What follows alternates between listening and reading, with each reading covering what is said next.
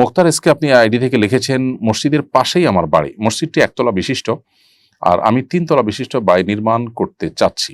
এলাকাবাসী বলছেন মসজিদ নিচে থাকলে পুরো এলাকাবাসী গুনাহগার হবে, তাই তারা আমাকে বাড়ি নির্মাণ করতে দিচ্ছে না। যদি করি তাহলে আগে মসজিদ দোতলা করে দিতে হবে। শরীয়ত কি এমনটি বলে? জানাবেন প্লিজ। সুবহানাল্লাহ। এলাকাবাসী যেটি বলছেন সেটি খুবই অন্যায্য কথা, অন্যায় কথা। মসজিদের সম্মানের অজুহাতে কারোর অধিকার নষ্ট করা, কেউ নিজের জায়গায় ঘর তুলবেন, দোতলা কিংবা 3 তলা করবেন, এটা সম্পূর্ণই তার এখতিয়ার। মসজিদের সম্মান রক্ষার নাম করে একজন মুসলিমকে বা একজন মানুষকে তার অধিকার থেকে বঞ্চিত রাখবার এখতিয়ার বা অধিকার ইসলাম কাউকে দেয়নি। যারা এই কাজটি করছেন তারা পরিষ্কারভাবে অন্যায় লিপ্ত, তারা অপরাধী লিপ্ত, তারা জুলুম করছেন। আমি তাদেরকে অনুরোধ করব তাদের তওবা করার জন্য এবং ফিরে আসার জন্য।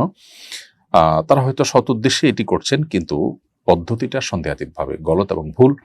কোরআন এবং হাদিসের কোথাও বলা হয়নি যে মসজিদের আশেপাশে মসজিদের চাইতে উঁচু কোনো ভবন হতে পারবে না। আপনারা মক্কা এবং মদিনাতে হারামাইনের বহুতল বিশিষ্ট ভবন দেখেন আশেপাশে, পৃথিবীর কোনো উলামায়ে কেরাম সেটা নিয়ে কোনো প্রশ্ন তোলেননি যে এটা জায়েজ হবে কিনা, এটা কাবার প্রতি বা মসজিদের প্রতি অসম্মান কিনা। কারণ মসজিদ অনেক উঁচু করার নিড নেই, প্রয়োজন নেই। সেখানে মানুষ শুধু সালাত আদায় করে, কিন্তু বাসা বাড়িতে, হোটেলে, আশেপাশে যখন মানুষ বসবাস করে সেখানে মানুষের অনেক কিছুর প্রয়োজন হয় তার জীবন কাটাবার জন্য। বিধায় সেখানে তার কিচেন, তার ওয়াশরুম, তার বেডরুম, তার বসার রুম, অনেক কিছু লাগে। বিধায় মসজিদের সমানই হইতে হবে আশপাশের সব বাসা বাড়ি, এটা মোটেও আবশ্যক কোনো বিষয় নয়। বিধায় কোরআন হাদিসে যেহেতু এরকম কোনো বাধ্যবাধকতা দেয়নি এবং এটাকে মসজিদের আশপাশে মসজিদের চাইতে উঁচু দালান হলে মসজিদের প্রতি অসম্মান হবে এরকম কোনো কথা বলেও নি।